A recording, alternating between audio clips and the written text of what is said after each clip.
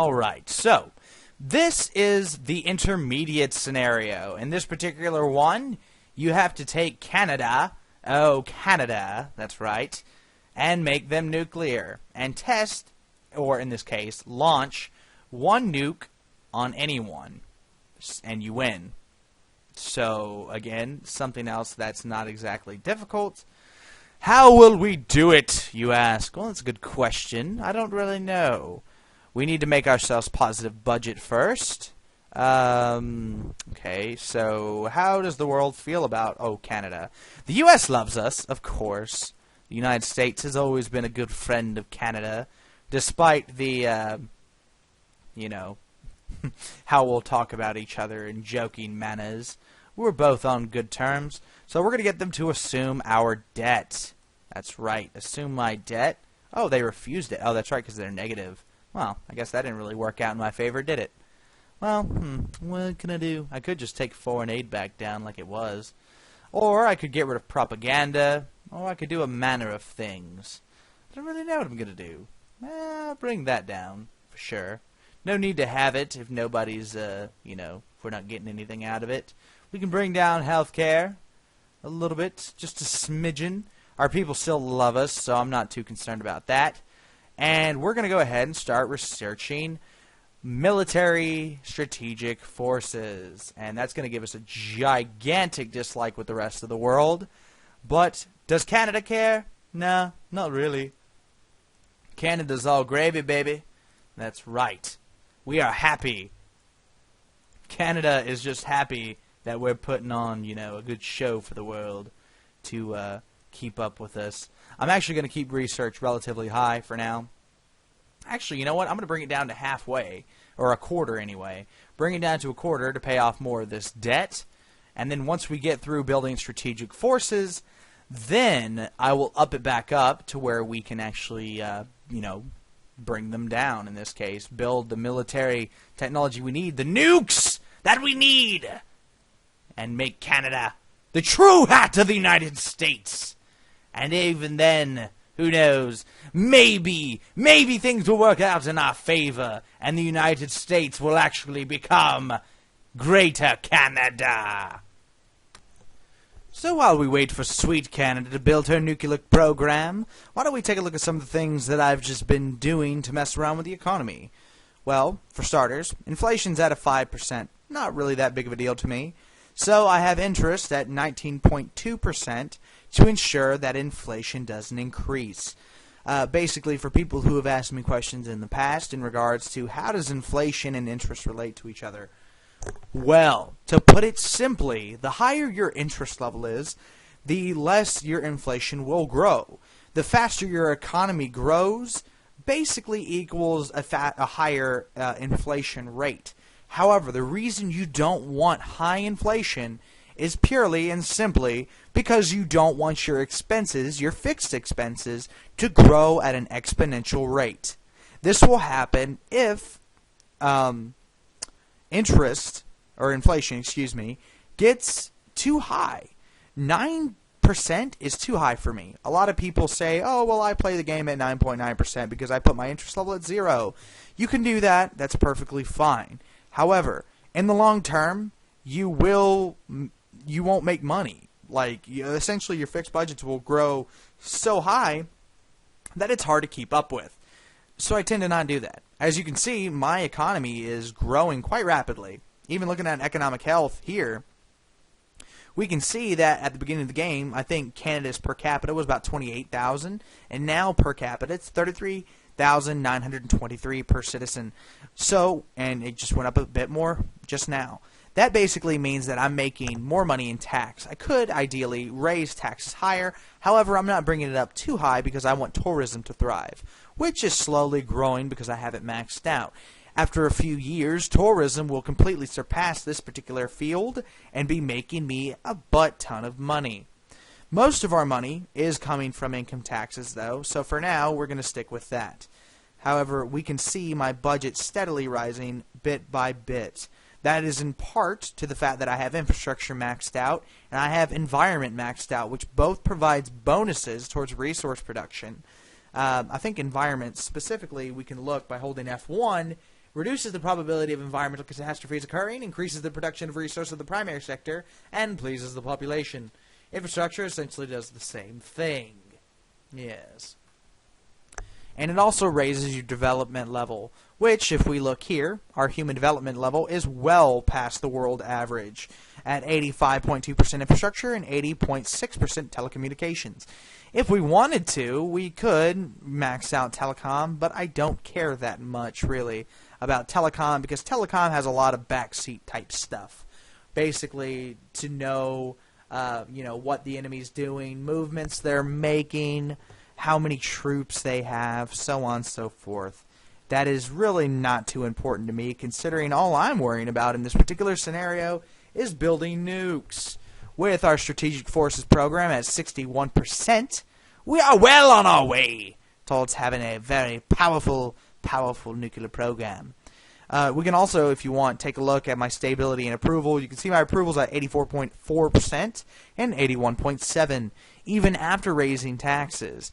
You don't have to raise it as high as you do a lot of other countries, because Canada is quite lucky right off the bat to be a pretty rich country. It's not hard to manage this particular country, and as you can see, corruption has almost been completely eliminated without me even having to max out the government bar, which is nice. It is indeed. We could, arguably, increase education if we wanted to, but I don't really want to that much right now.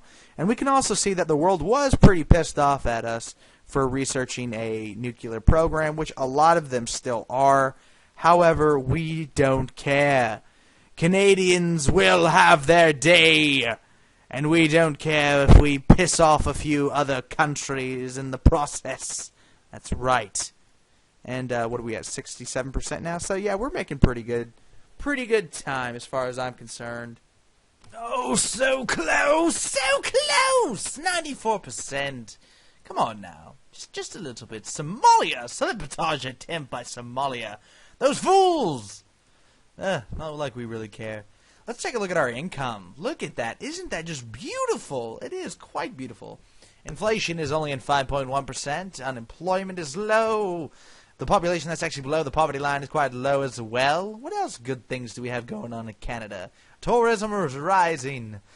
This is, all joking aside and whatnot, this is a great country to play as. It's relatively simple. It's relatively straightforward. The opportunity for growing it into a superpower is, it's pretty high. I mean, it wouldn't take long. Realistically speaking, I mean, I don't know. Canada is just another one. It's like the Finland video I did. It's pretty well off.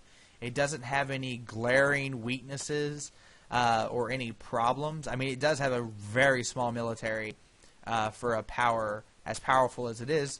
And as you can see, I've designed my own tank, the Canadian Bacon. So we're going to build a couple of those. Yeah, we're going to build about 50, 100, 150, 200, 300 Canadian Bacon 01s. That's right. To supplement our already quite small army. And really, you could design better stuff. The Canadians... Yeah, my research program is pretty well off, so I'm not having any problems there. And boom! We have found strategic forces. So let's go ahead and put some financing in this bad boy. Canada don't give a F about Navy, and Canada don't give a F about aircraft. So we are going to focus on strategic missiles, and I wonder how long this is going to take. Give it a second, it'll pop in and let us know. 200 days, and we'll get one tier of it. What about the other stuff? Too long. Far too long for me to care. Or pay attention to. We just need nukes, and we'll shoot them at the U.S. Because, I mean, who would see that coming? Who would see... Seriously, think about it. Who would see Canada building nuclear warheads and then shooting them at the United States? Like, of all the enemies, potential Canadian enemies in the world, who would see them shooting at the U.S.? And that's what the U.S. will be thinking, too, as nukes come and rain down upon their cities and villages. That's right. Well, it seems we have been able to design, or at least we're going to design, our very first Canadian ballistic missile. That's right. And what shall we call it? We shall call it The maple syrup deliverer. There we go. Deliverer. Yes. What do you think would be a good dispensary of maple syrup? This one, this one looks kind of like a lighthouse. Does Canada have a lot of lighthouses? I don't really know. No, we have to pick this green one, because this green one looks like a tree, and maple syrup probably comes from trees. That's it. That's what we're going to do. Now build me! Build me maple syrup deliverers of great amount and importance. Jesus. By the way, I want to apologize ahead of time. You know, with Super Bowl and whatnot, all that good stuff. Alcohol has been passed around. Alright, so now we have our nukes. And the question is, who do we want to bomb? Well, a lot of the world likes us. But I think it comes down, at the end of the day, to bomb the United States. Why? Because why not? For too long, the United States has said bad words about the Canadians, talking about our Mounties and our Meese, but no longer. No longer! Oh, we don't want to bomb ourselves. No, we definitely want to bomb the United States. And, oh, that's right. Look at me. Already forgetting to deploy missiles. Yes, deploy them. 100 maple syrup deliverers. We shall deliver the gloriousness of our maple syrup to the world. Let them know. Let them know. And, you know what? We're going to fire all 100. That's right. And we're going to focus on the civilian population. Fire! Well, actually, should I slow it down? Let's slow it down for, like, you know, epic effect. So you can really see just how effective it is the Canadian maple syrup delivery system is. That's right. Fire! And press the button.